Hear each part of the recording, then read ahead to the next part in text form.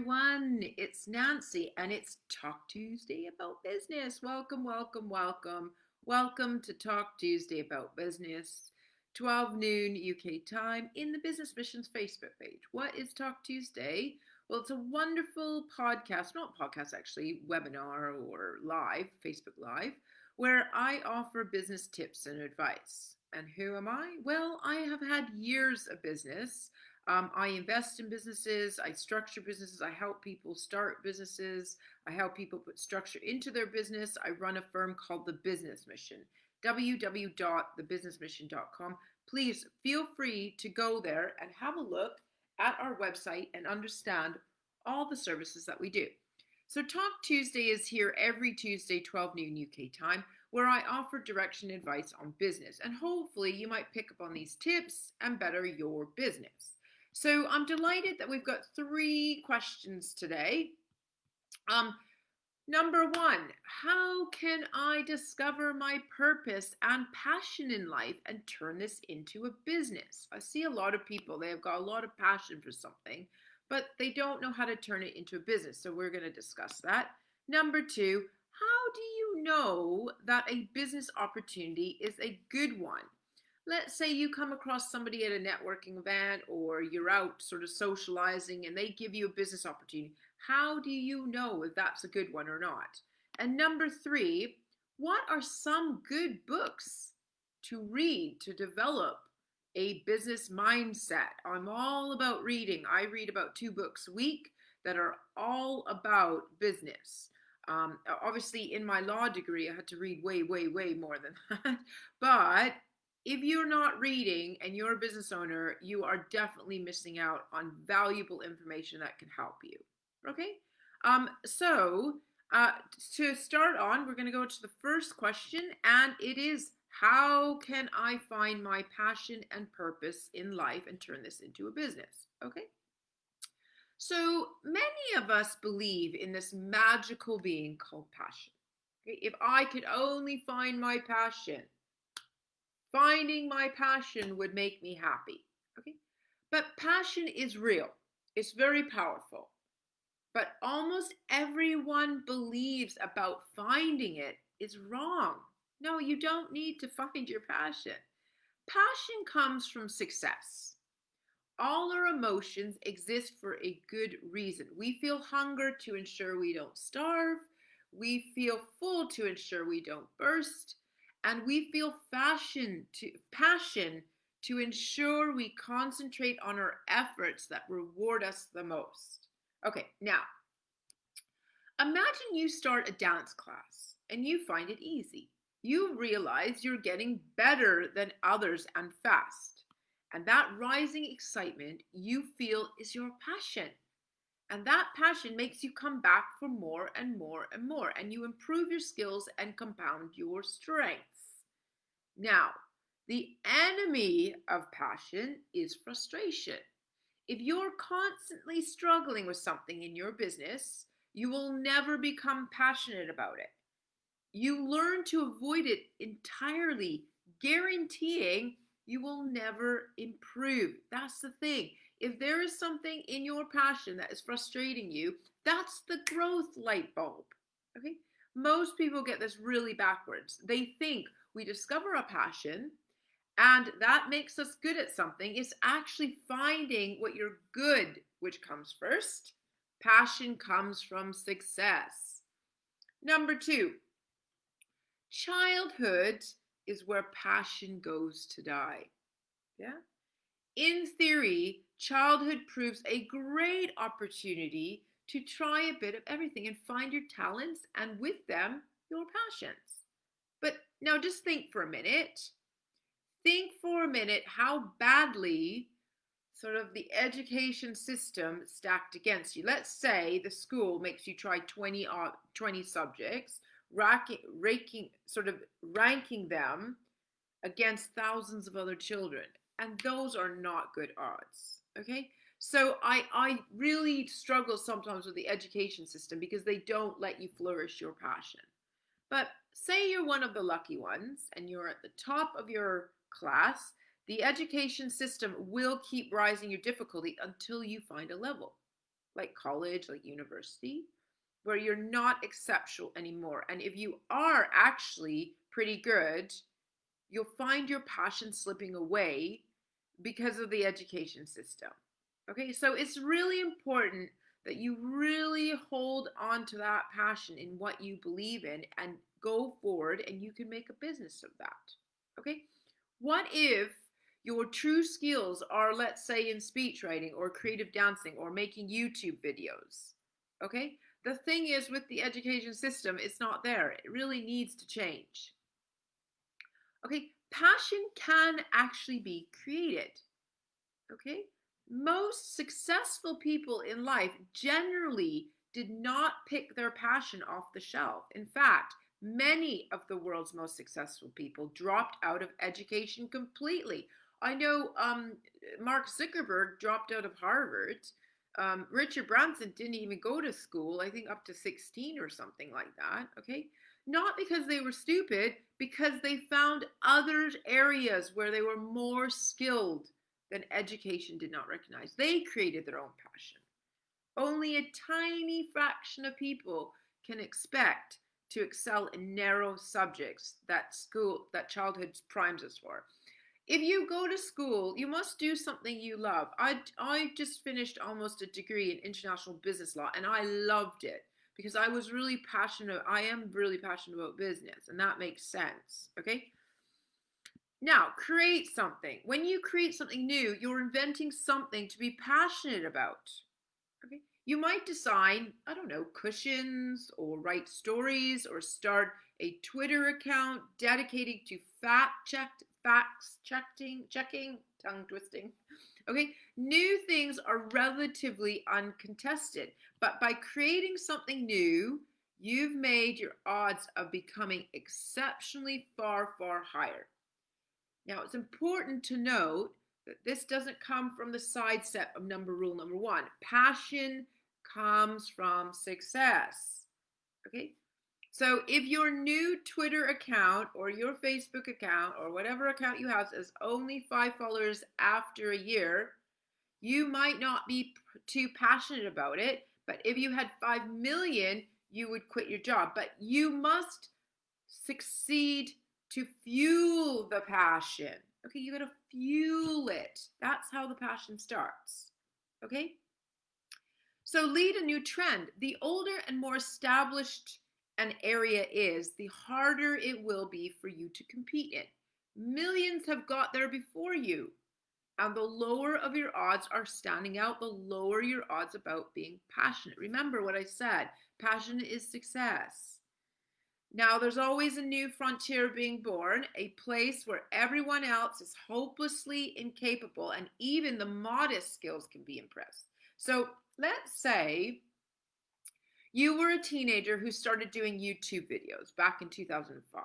Okay, you grew a very modest following, and your growing success excites you because that's what it does. By the time the grown-up world has realized YouTube was a big kind of thing with 4 billion views every day, you become a passionate master of an invalid new craft. Hello, Becky. Hello, Becky. Hello, Ahmed. Yes. So there are mountains of hugely successful YouTubers, and most start the same way before everybody else. It's the same for first bloggers, rappers, video game designers. If you can find something that is new and growing fast and get skilled at it early, you will find it's easy to excel because of the lack of competition. And that's your new passion right there. Okay? That is your new passion right there. Okay? Why does passion matter? Passion is attractive, as passion comes from believing you're unusually good at something. Being passionate is a very sincere way of saying, by the way, I'm awesome. And you are. Passion will pursue people to follow you. It will pursue people to believe in you. And most importantly, passion will pursue yourself. Passion is an emotion specifically intended to make you go crazy. I know if you meet somebody new and you're really passionate about it, you go mental. You'll send them flowers or you'll make them cakes. The passion is fire, and you'll work your butt off at something because your brain believes it could rock your world. And like love, it's worth fighting for. So if you've got a business and you're fighting for it, that's the passion. I'm really passionate about business and I fight for it every day. I'm trying to implement business plans in the company's house, but I'm so passionate and the results show because all my clients succeed. And like love, what we're passionate about is too important to leave to the mercy of fate. If you haven't found your passion yet, create new things, lead new trends, fuse new combinations, but never ever let your passion die out. Okay? Be passionate in what you love to do, and everybody will follow you. Everybody will want a piece of that passion. If you haven't found your passion and purpose yet, go and create things, and through that, you will find your true passion.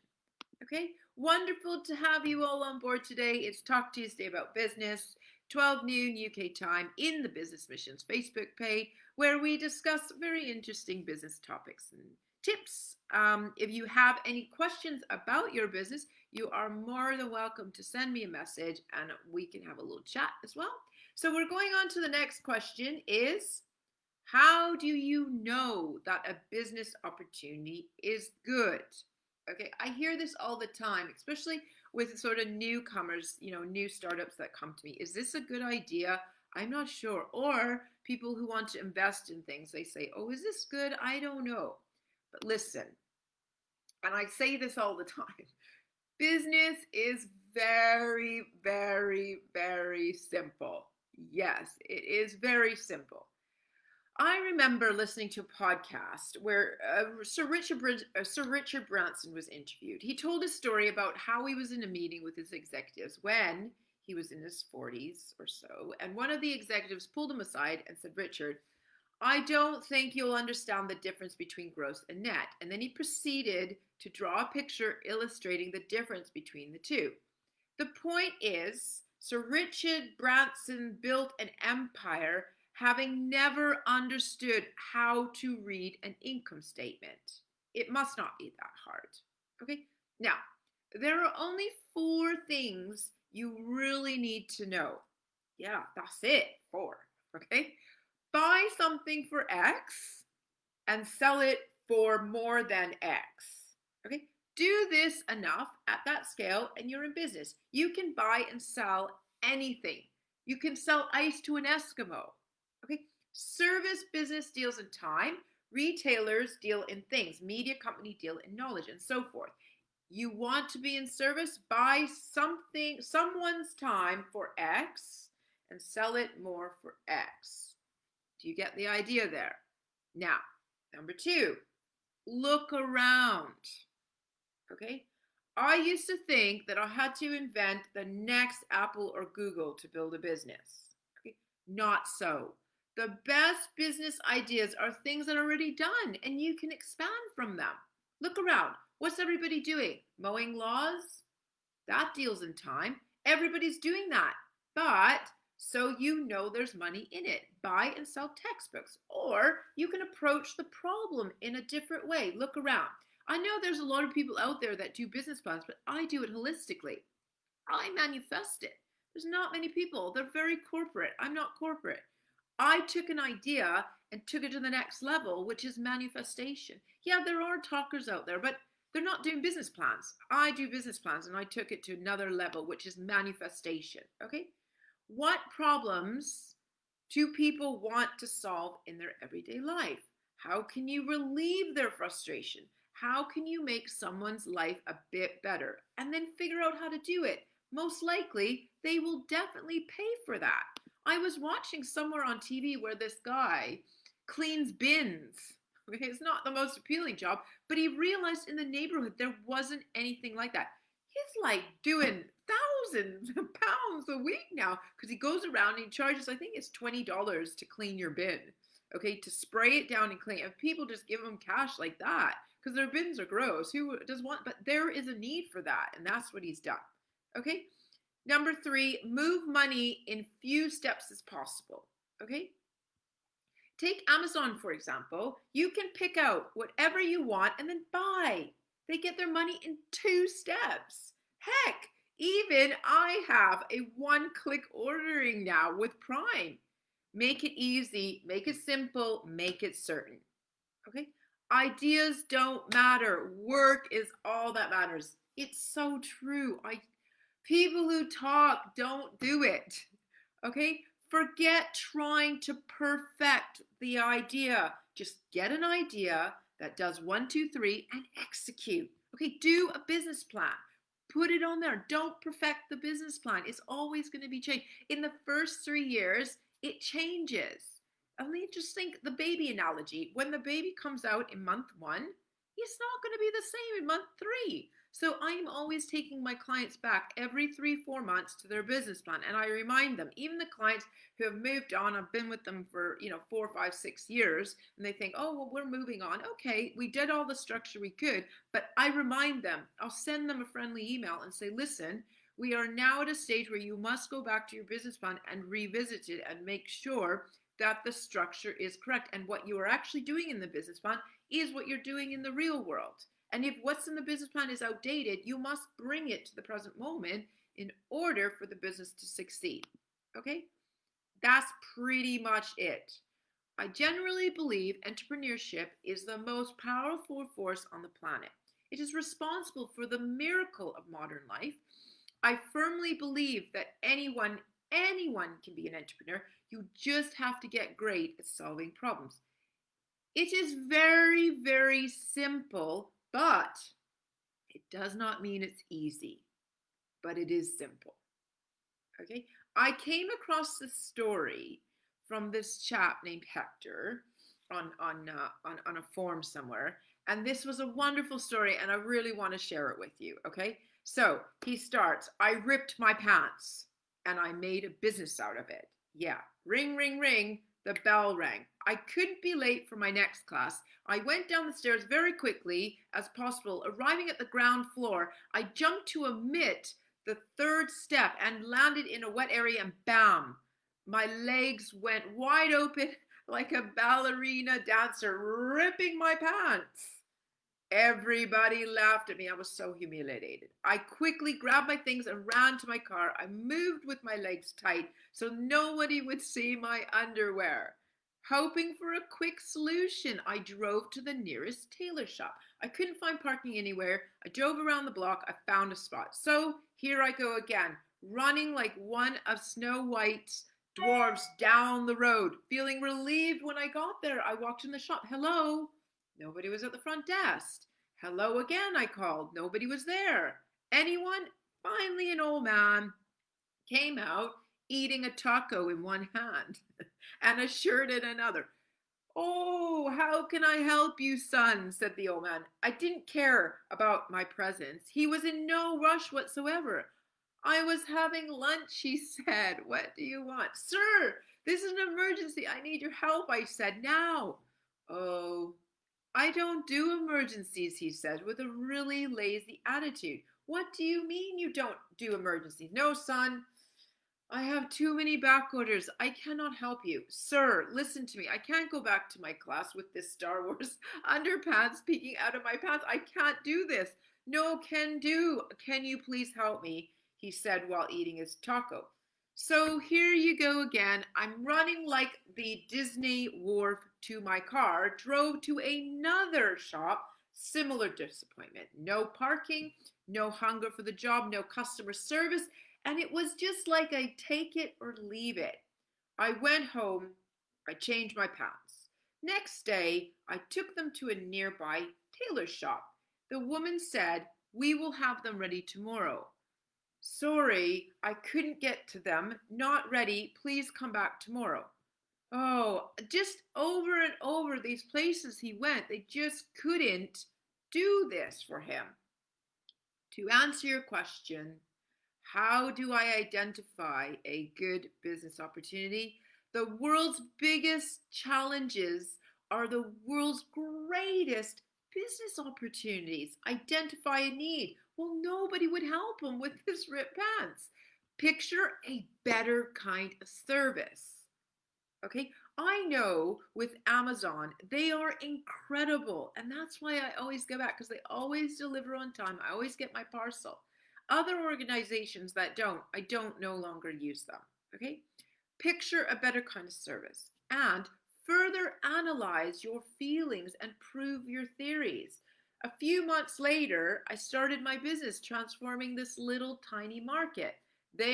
We quickly became market leaders. We grew our service around the time. We focused on customer service. We focused on our client parking area. We focused on quick service. We focused on quality. And we offered emergency while you wait service. Bang! Today, my business is still running 24 years later.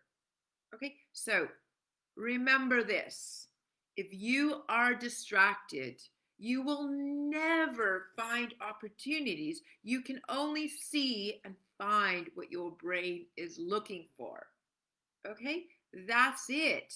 That's it. That's where the business opportunity. If something frustrates you, go and make a business out of it and better it. That's what you need to do. Wonderful to be here with you today. It's Talk Tuesday about business. Nancy Steidel from The Business Mission, www.thebusinessmission.com. And we're here every Tuesday, 12 noon in the Business Mission's Facebook page. Come along every Tuesday. I will always be here on Tuesdays for you to talk about business and hopefully be able to help you.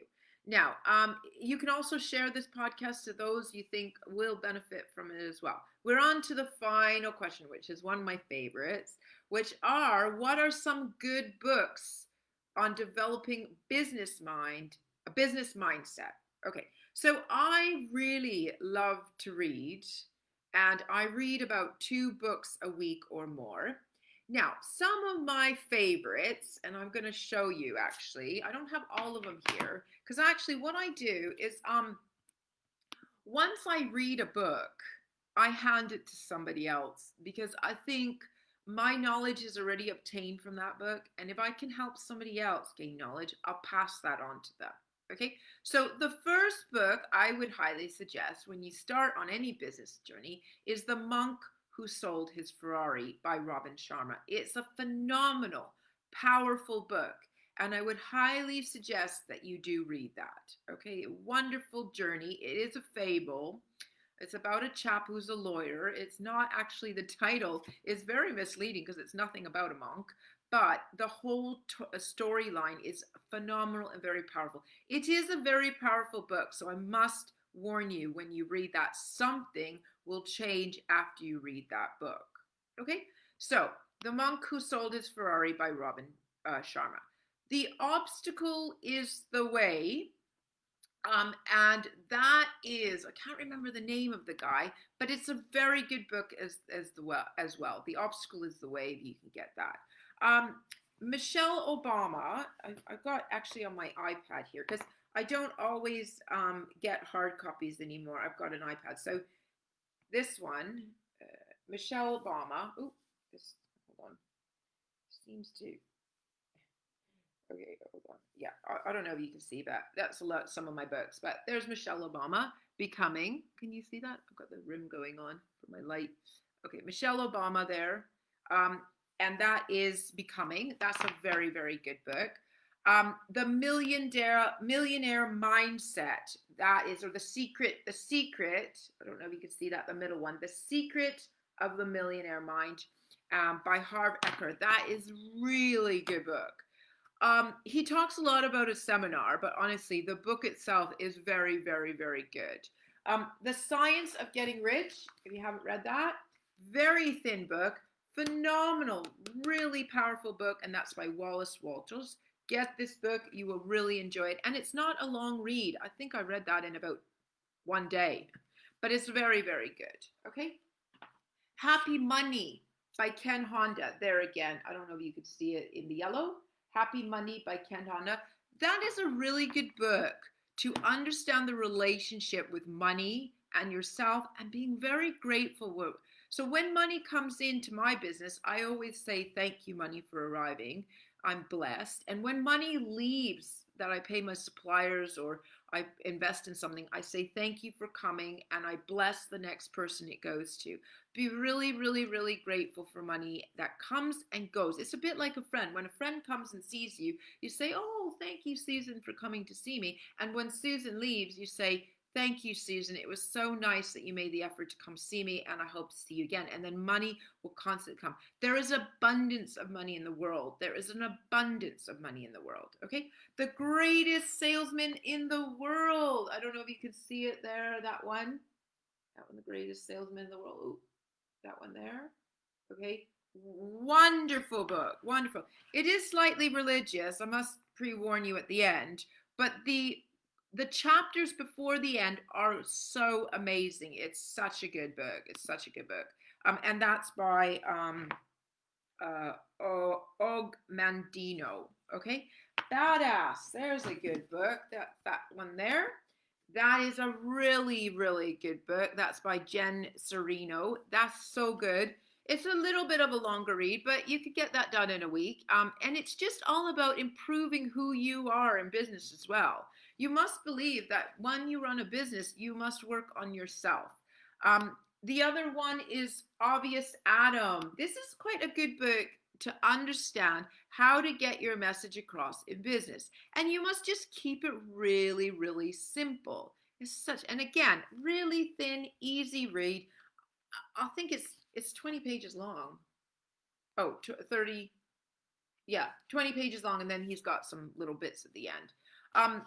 There's How to Attract by Mindset, and The 100-Year-Old Man Who Climbed Out of the Window and Disappeared by Jonas Johan. Okay, another one really good. This is phenomenal. It's about a young, black guy who went to prison for 30 years wrong, and he lived right next door. His cell was right next door to the execution chamber. And the wonderful part in this book, which is so good, he says to Oprah, because it's one of Oprah's books, he says that when he went to prison falsely, he was acquitted falsely. 5 years, he didn't speak for 5 years. And then after 5 years, he decided he couldn't live with this mindset. So he started to envision himself being married to Hale Berry. Yeah, and they had 3 kids, and it was all in his head. And he said that he won Wimbledon 5 times. And that's the thing, is all these thoughts are in your head. So anyway, reading is very, very important for the soul. And if you can read at least a book a week, that's even beneficiary. I have found a link. Actually, I have a contact in Malawi, in the more poverty-stricken area, who kindly sent me a link. His name is Emmanuel, to free online books. Now, they're not all there, the ones that I've mentioned, but you can definitely find a variety. So what I'll do is, after this podcast, I'll leave the link below that you can go online, and it's free to download these books. So there's no excuse that you can't read them or anything like that. Okay? So, How to Win Friends and Influence People by Dale Carnegie. That's a really good book. I mean, I could go on. I have a list of books because I'm always reading. Anyway, I wish for those who are celebrating Christmas a very warm and joyful and Merry Christmas to those who are celebrating. And for those who don't celebrate, I got a lot of clients around the world who are Jewish and Muslim and Hindu, a variety of different religions. And I just wish you good peace and success. I know we've had a really interesting year, but don't let that hold you back. See those obstacles as stepping stones to further your business. I really appreciate and thank you for all of you who step on board to these Talk Tuesdays, and hope it does help your business. And this will be the final one before Christmas, but I'll see you next Tuesday for the final Talk Tuesday of 2020 before the new year. And then the exciting bit is we'll go into 2021. Have a great week ahead. Enjoy wherever you are. Stay focused in your business. It doesn't mean holidays. Doesn't mean you can't stop doing business. You can keep going. But do take a rest period as well, just to recharge. Anyway, thank you all. Thank you, Becky. Yes, you definitely can't go wrong with self developing. It is absolutely key. You've smacked it on the head. Anyway, have a great week ahead and see you next Tuesday for Talk Tuesday about Business, 12 noon UK time in the Business Missions Facebook page. Ta-ra!